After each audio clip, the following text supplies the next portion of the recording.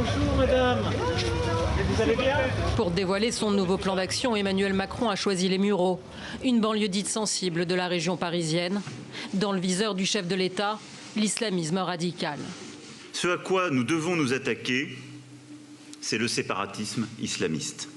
Il y a, dans cet islamisme radical, puisque c'est le cœur du sujet, abordons-le et nommons-le, une volonté revendiquée, affichée, une organisation méthodique pour contrevenir aux lois de la République et créer un ordre parallèle. Un projet de contre-société, selon le président français, qu'il faut endiguer grâce à un projet de loi présenté le 9 décembre en Conseil des ministres.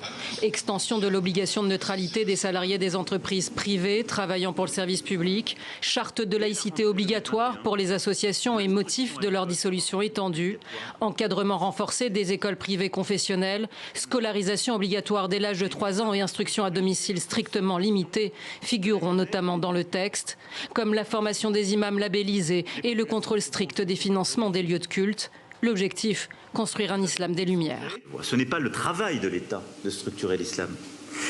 Mais nous devons nous permettre, accompagner cette émergence. D'abord, et c'est le premier point en la matière, en libérant l'islam en France des influences étrangères. L'exécutif se défend de toute stigmatisation, plaide pour une meilleure compréhension de l'islam et un élargissement de l'enseignement de l'arabe à l'école. Interrogé, le chef de l'État assure que les autres séparatismes, qualifiés de minoritaires, seront aussi concernés.